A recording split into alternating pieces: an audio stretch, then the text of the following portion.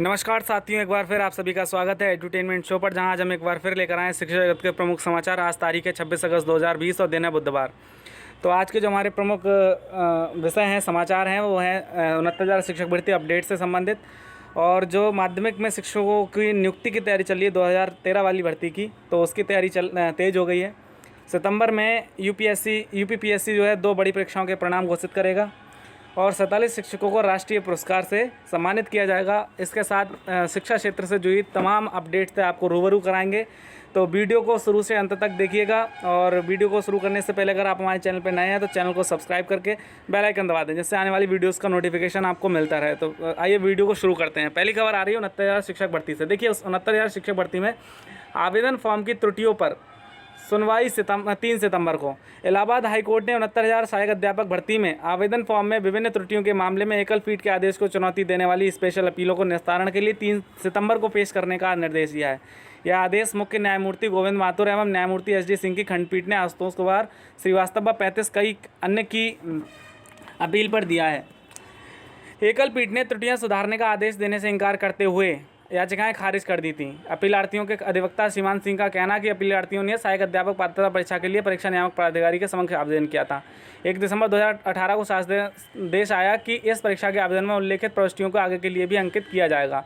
अपीलार्थी परीक्षा में सफल हो गए। इसके बाद नियुक्ति के लिए उनसे दोबारा पूरे ब्यौरे के साथ आवेदन मांग गया, जबकि होना यह चाहिए था कि नियुक्ति के लिए मांगे गए आवेदन में सिर्फ सहायक अध्यापक भर्ती परीक्षा के प्राप्तांक और जिले की वरीयता मांगी जानी चाहिए थी, क्योंकि 15 मार्च 2018 को 22वें संशोधन में स्पष्ट कहा गया नियुक्ति के लिए सिर्फ उन्हीं लोगों को आवेदन लिए जाएंगे जो आज सहायक अध्यापक पद की अर्हता रखते हैं। अधिवक्ता का कहना था कि अपीलार्थी भर्ती परीक्षा में प्राप्तांकों के आधार पर सफल हुए हैं। दोबारा आवेदन में हुई त्रुटि को सुधारने का मौका दिया जाना चाहिए, उनसे नए सिरे से आवेदन लिया जाना चाहिए।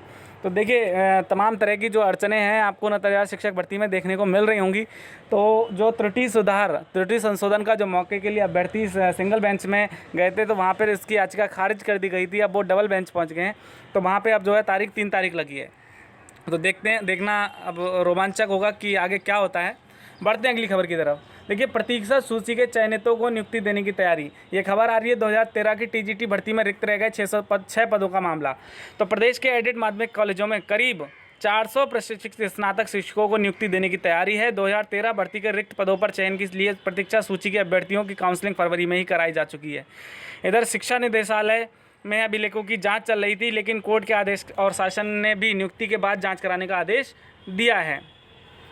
तो अशासकीय सहायता प्राप्त माध्यमिक कॉलेजों के लिए 2013 भर्ती में प्रशिक्षित स्नातक शिक्षक यानी टीजीटी का चयन हुआ था। माध्यमिक शिक्षा सेवा चयन बोर्ड उत्तर प्रदेश ने 29 दिसंबर 2013 को 6028 पदों के लिए भर्ती शुरू की थी। उसका परिणाम 2017 में जारी हुआ। अभ्यर्थी रिक्त 606 पदों को भरने की मांग करते रहे, लेकिन उनकी अनसुनी हुई तो वे हाईकोर्ट पहुंचे और प्रतीक्षा सूची से रिक्त पद भरने के लिए याचिका दायर की। कोर्ट ने 28 दिसंबर 2019 व 22 जनवरी 2020 को आदेश दिया था कि 2013 टीजीटी भर्ती के 606 पदों को प्रतीक्षा सूची से भरा जाए। इसका जिम्मा माध्यमिक शिक्षा निदेशक को सौंपा गया। कोर्ट के आदेश पर चयन बोर्ड ने संबंधित विषयों की सूची मंगाकर माध्यमिक शिक्षा निदेशक कार्यालय से काउंसलिंग कराई थी। इसमें 400 अभ्यर्थियों को नियुक्ति मिलने की उम्मीद है। देखिए, निश्चित रूप से ये बहुत अच्छी खबर है। जो अभ्यर्थी प्रतीक्षा सूची में कुछ अंकों या कुछ कमी की वजह से रह गए थे, लेकिन अब उनको चयन की उम्मीद जगी है और उनको जल्दी जो है चयन मिल सकता है। और आयोग भी जो है उनको नियुक्ति देने की तैयारी उसने पूरी कर ली है। काउंसलिंग पूरी हो चुकी है, तो जल्द से जल्द इनको नियुक्ति मिल जाएगी।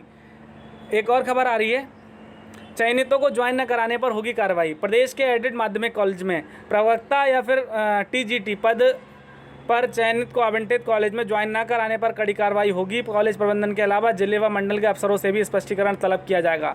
शासन के निर्देश पर अपर शिक्षा निदेशक माध्यमिक इस मामले की निगरानी कर रहे हैं और चयनित अभ्यर्थियों से आवेदन भी मांगे हैं। तो देखिए, निश्चित रूप से जो अभ्यर्थी चयनित हैं और उनको अगर ज्वाइन नहीं कराया जाएगा, तो इसके लिए फिर जो अफसर और जो मंडल के अधिकारी हैं उनके ऊपर कार्रवाई की जा सकती है और उनसे जवाब तलब किया जा सकता है। तो अभ्यर्थी जो इसमें सम्मिलित हैं उनके लिए बहुत सुनहरा मौका है और उनसे आवेदन मांगे गए हैं कि अगर उन्हें किसी प्रकार की दिक्कत है वो अपना आवेदन दे सकते हैं। अभिभावकों को बताएं कि ऑनलाइन पढ़ाई के तौर तरीके। तो देखिए, ये इस कोरोना के काल में जो सभी तरीके की पढ़ाई जो है बाधित हो चुकी है, तो अब अभिभावकों का जो है सहयोग मांगा जा रहा है शिक्षकों द्वारा, और उन्हें मतलब सिखाया जा रहा है कि ऑनलाइन पढ़ाई कैसे करवानी है बच्चों की और कैसे उन्हें सहयोग करना है, जिससे बच्चों की जो पढ़ाई के ऊपर कोई असर ना पड़े। तो बढ़ते हैं अगली खबर की तरफ। नहीं खुले स्कूल कॉलेज कैसे करें छात्रवृत्ति के लिए आवेदन। देखिए, विभिन्न योजनाओं के तहत छात्रवृत्ति के लिए आवेदन मांगे गए हैं, लेकिन अभ्यर्थी विद्यार्थी आवेदन नहीं कर पा रहे हैं क्योंकि स्कूल कॉलेज बंद हैं और ज़्यादातर संस्थानों में अगली कक्षाओं में दाखिले भी नहीं हुए हैं। ऐसे में विद्यार्थियों के सामने भारी असमंजस की स्थिति है। 2 लाख से अधिक छात्र छात्राओं के सामने समस्या अभी नहीं हुआ है प्रवेश। कॉलेज में जमा करानी होगी आवेदन की हार्ड कॉपी और अभी नहीं हुए दाखिले। तो ऐसी देखिए बहुत सारी समस्याएं हैं जिसकी वजह से छात्रवृत्ति के फॉर्म जो है अधूरे रह गए हैं। देखिए, छात्रों ने बड़ी संख्या में प्रवेश नहीं लिया है अगली कक्षा में। जिन्होंने प्रवेश ले लिया है तो उन्होंने फॉर्म भरने के बाद उस फॉर्म को कॉलेज में जमा किया जाना है। अब कॉलेज में अभी खुल नहीं रहे हैं तो कभी अध्यापक है नहीं है, तो इस वजह से जो छात्र असमंजस में है कि कॉलेज में कैसे पहुँचे और कैसे फॉर्म जमा हो। और 2 अक्टूबर को छात्रवृत्ति दिवस मनाया जाएगा। इस दिन पात्र विद्यार्थियों के खाते में छात्रवृत्ति की राशि ट्रांसफ़र की जाती है, लेकिन इस बार ऐसा हो पाना मुश्किल है। तो देखिए, निश्चित रूप से ये बहुत चिंता का सबब है कि जो छात्रवृत्ति के लिए इस बार जो है बड़ा लेट लतीफ़ी हो गई। इसमें गलती किसी की नहीं है, लेकिन कोरोना की वजह से कुछ परिस्थितियाँ ऐसी बन गई हैं कि जिसकी वजह से छात्र अपने फॉर्म भर के जमा नहीं कर पा रहे हैं या भर नहीं पा रहे हैं, या फीस के चलते वो अपना दाखिला नहीं ले पा रहे हैं। बढ़ते हैं अगली खबर की तरफ। कनिष्ठ सहायक भर्ती के खाली पदों को भरने की याचिका पर जवाब तलब। देखिए, इलाहाबाद हाई कोर्ट ने उत्तर प्रदेश अधीनस्थ सेवा चयन आयोग की 2016 की कनिष्ठ सहायकों के 5288 पदों की भर्ती में रिक्त पदों को कैरी फॉरवर्ड करने की वैधता की चुनौती देने वाली याचिका पर राज्य सरकार व आयोग से 3 सप्ताह में जवाब मांगा है। यह आदेश न्यायमूर्ति सरल श्रीवास्तव ने देवरिया के अमित कुमार पांडे अन्य की याचिका पर अधिवक्ता अहमद सिद्दीकी को सुनकर दिया है। याचिका में कहा गया है यूपी SSC ने प्रदेश के 71 जिलों के 5288 कनिष्ठ सहायकों के पदों पर भर्ती निकाली। सब कुछ होने के बाद कोई प्रतीक्षा सूची तैयार नहीं की गई। चयनित अभ्यर्थियों में से होमगार्ड शारीरिक रूप से अक्षम कोटे के पद खाली रह गए हैं जिन्हें कैरी फॉरवर्ड किया जा रहा है, जबकि प्रतीक्षा सूची ना होने और कट ऑफ मेरिट से नीचे अंक समान पाने वाले इच्छुकों को चयनित का मौका दिया जाना चाहिए। देखिए, क्या हुआ इसमें, जो रिजर्व कोटे की सीटें हैं अभ्यर्थी मांग कर रहे हैं, अगर वो खाली रह गई हैं तो उस पर प्रतीक्षा सूची से चयन किया जाए। तो इसके लिए कोर्ट में याचिका डाली गई है और उसमें कोर्ट द्वारा जवाब मांगा गया है। तो निश्चित रूप से इसमें छात्रों का हित हो सकता है अगर कोर्ट और आयोग दोनों सहमत हो जाएं तो। अब बढ़ते हैं अगली खबर की तरफ से। इंटरव्यू लेटर डाउनलोड ना होने से छूट गया साक्षात्कार। देखिए, उत्तर प्रदेश माध्यमिक शिक्षा सेवा चयन बोर्ड में चल रहे प्रशिक्षित स्नातक शिक्षक TGT विज्ञान एवं अंग्रेजी के साक्षात्कार से कई अभ्यर्थी वंचित हो गए। यह समस्या मोबाइल नंबर बदलने के कारण आई। मंगलवार को बड़ी संख्या में अभ्यर्थी बोर्ड पहुंचे और इंटरव्यू में शामिल होने की मांग की, लेकिन उनकी एक ना सुनी गई। अभ्यर्थियों को कोविड-19 के नाम पर कार्यालय में किसी से मिलने नहीं दिया गया। साक्षात्कार से वंचित एक परीक्षार्थी ने बताया कि उसने TGT का आवेदन साइबर कैफ़े से भरवाया था। साइबर कैफ़े वाले ने परेशानी से बचने के लिए अपना मोबाइल नंबर फॉर्म में भर दिया था। अब साइबर कैफ़े वाले से बात करने पर वह किसी प्रकार की मदद नहीं कर रहा।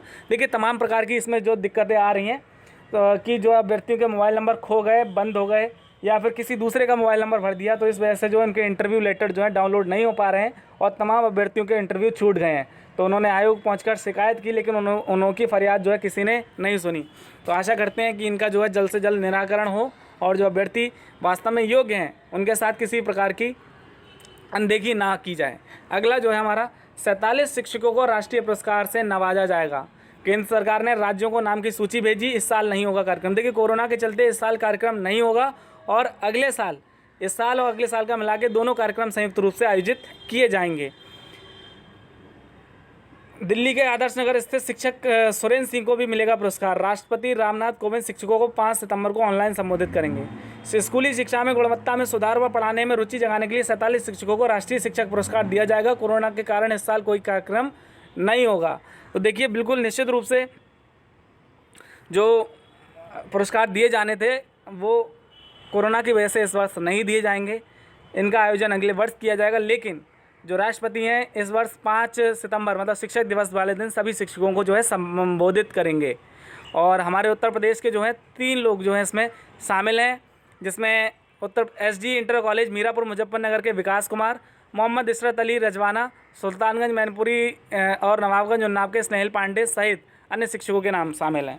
तो देखिए, सभी जो इसमें शामिल शिक्षक हैं उनको हार्दिक शुभकामनाएं, हार्दिक बधाई, और वो हम सभी के लिए एक प्रेरणा स्रोत हैं। हम सभी को उनसे प्रेरणा लेनी चाहिए। अगली जो खबर आ रही है यूपी PSC से आ रही है। सितंबर में 2 बड़ी परीक्षाओं के परिणाम होंगे घोषित। PCS के 988 और ACF RFO के 134 पदों पर होना है चयन। तो उत्तर प्रदेश लोक सेवा आयोग सितंबर में 2 बड़ी परीक्षाओं के अंतिम चयन परिणाम जारी करेगा। इसमें PCS 2018 और सहायक वन संरक्षक क्षेत्रीय वन अधिकारी 2017 शामिल है। PCS 2018 की इंटरव्यू प्रक्रिया मंगलवार को पूरी हो गई है। जबकि ACFRFO का इंटरव्यू 1 से 4 सितंबर तक आयोजित किया जाएगा। तो निश्चित रूप से बहुत अच्छी खबर है और जो भी अभ्यर्थी इसमें भाग लिए हैं उनके लिए बहुत बहुत शुभकामनाएं कि सभी का चयन हो और जो 2019 का जो इंटरव्यू होना है और परीक्षा होनी है उसमें ज़्यादा से ज़्यादा अभ्यर्थी को मौका मिल सके। तो आशा करते हैं कि सितंबर में रिज़ल्ट घोषित होकर इन सभी अभ्यर्थियों को नियुक्ति दे दी जाएगी और जो नए अभ्यर्थी हैं वो प्रतिस्पर्धा कर सकेंगे। बढ़ते हैं अगली खबर की तरफ। परीक्षा केंद्रों का विकल्प देने की तारीख कल तक बढ़ी। देखिए ARO 2016 परीक्षा में जो मनमाफिक केंद्र 3 जिले जो भरवाने का विकल्प मांगा गया था उसकी अंतिम तिथि 2 दिन बढ़ा दी गई है, वो कल तक कर दी गई है।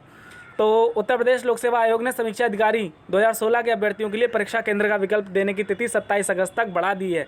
ऐसे में अभ्यर्थियों को अब 2 दिन का अतिरिक्त समय मिल जाएगा। पहले इसके लिए 25 अगस्त अंतिम तिथि निर्धारित की गई थी। देखिए निश्चित रूप से कोरोना के इस दौर में बाहर कहीं भी जाना, यात्रा करना खतरे से खाली नहीं है। तो इस चीज़ को आयोग ने ध्यान में रखते हुए अभ्यर्थियों से 3 जिले मांगे हैं जहाँ पर वो सुविधापूर्वक आ जा सकते हैं। तो इसकी अंतिम तिथि जो 25 अगस्त निर्धारित की गई थी, लेकिन कुछ कारणों से इसको जो है 2 दिन बढ़ा दिया गया है, जिससे जो अभ्यर्थी छूट गए हैं वो भी अपने केंद्र बदल सकते हैं। बढ़ते हैं अगली खबर की तरफ।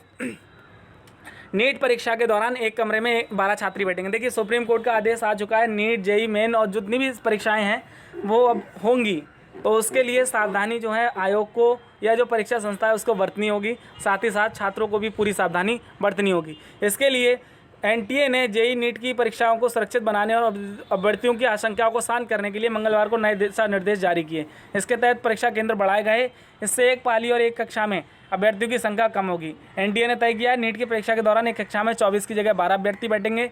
उसके केंद्र 2546 से बढ़ाकर 3843 किए गए हैं। वहीं जेईई परीक्षा के लिए पाली 8 से बढ़ाकर 12 और परीक्षा केंद्र 570 से बढ़ाकर 660 किए गए। बिल्कुल निश्चित रूप से जो अभ्यर्थी हैं वो आशंकित थे कि कोई डर वाली स्थिति ना रहे, तो उसके लिए एक एडवाइजरी जारी की है NTA ने कि सभी छात्र अपना सावधानी खुद रखेंगे। बाकी जो NTA की तरफ से है कि एक कमरे में भाई 12 छात्र बैठेंगे, पालियों की संख्या बढ़ा दी गई है, केंद्रों की संख्या बढ़ा दी गई है, जिससे डर की स्थिति है वो ना रहे। बाकी सावधानी देखिए अपने हाथ में, अपनी सुरक्षा अपने हाथ। तो इसके लिए सभी अभ्यर्थियों को मास्क, सैनिटाइज़र, सोशल डिस्टेंसिंग और जो भी प्रिकॉशंस हैं वो लेने चाहिए। बढ़ते हैं अगली खबर की तरफ। शिक्षकों और छात्रों ने OB ऑनलाइन कक्षाओं पर चिंता जताई।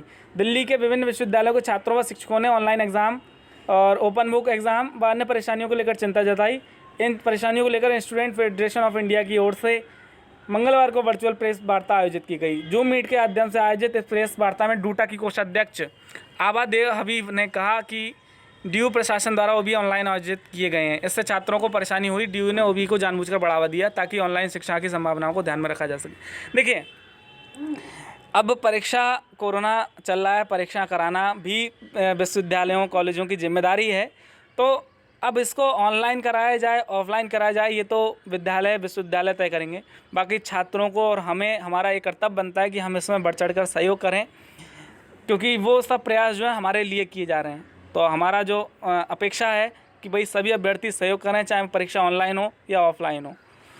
सरकारी स्कूलों में खुलेंगे sports, music, computer learning club. देखिए बच्चों का सर्वांगीण विकास हो सके, इसके लिए सरकारी स्कूलों में sports, music, computer learning club, ये चीज़ों को खोलने का बढ़ावा दिया जा रहा है। ठीक है। बाकी अभी देखा होगा आपने खबर कि बरेली में 500 स्कूल बनेंगे 5 स्टार। तो तमाम तरह के प्रयास चल रहे हैं शिक्षा व्यवस्था को सुधारने के लिए। बस आवश्यकता है उस चीज़ को ज़मीनी रूप पे ज़मीनी स्तर पे अंजाम देने की। तो इसमें सभी शिक्षकों, अभिभावकों, छात्रों और प्रबंधन का सहयोग अपेक्षित है और ये तभी संभव है। बढ़ते हैं अगली खबर की तरफ। ESIC दायरे में 30,000 वाले वेतन वाले भी। केंद्र सरकार राज्य बीमा निगम के तहत मिलने वाली सुविधाओं का दायरा बढ़ाने पर विचार कर रही है। ESIC बोर्ड ने सरकार को प्रस्ताव दिया है कि कर्मचारियों को दी जाने वाली इस सुविधा के लिए वेतन की सीमा 21,60 से बढ़ाकर 30,000 रुपये कर दी जाए। तो उन्होंने कहा कि ऐसे में अब ज़रूरत है इसके सदस्यों की संख्या बढ़ाई जाए ताकि अधिक लोग सेवाओं का इस्तेमाल कर पाएँ। कर्मचारियों के इलाज का खर्च भी घटे। आने वाले समय में इसका काफ़ी फ़ायदा मिल सकता है। तो वीडियो तो हमारी यहाँ पे समाप्त हुई। आशा करते हैं 69,000 शिक्षक भर्ती का ऑर्डर जल्द से जल्द आए और चयनित अभ्यर्थी जो वर्षों से इंतजार कर रहे हैं इस भर्ती में नियुक्ति के लिए, उनको जल्द से जल्द नियुक्ति मिले। तो इसी के साथ वीडियो हमारी समाप्त होती है। आशा करते हैं आपको वीडियो अच्छा लगेगा। अगर आप हम वीडियो अच्छे लगे तो इसको ज़्यादा से ज़्यादा लाइक करें, ज़्यादा से ज़्यादा शेयर करें, और अगर आप हमारे चैनल पे नए हैं तो सब्सक्राइब करें। अगर आप किसी भी teaching exam, UP TET, C TET की तैयारी कर रहे हैं तो हमारे चैनल को सब्सक्राइब करके वीडियो देखें। तो मिलते हैं अगली वीडियो में, तब तक के लिए नमस्कार। Thank you for watching our video. Thank you very much.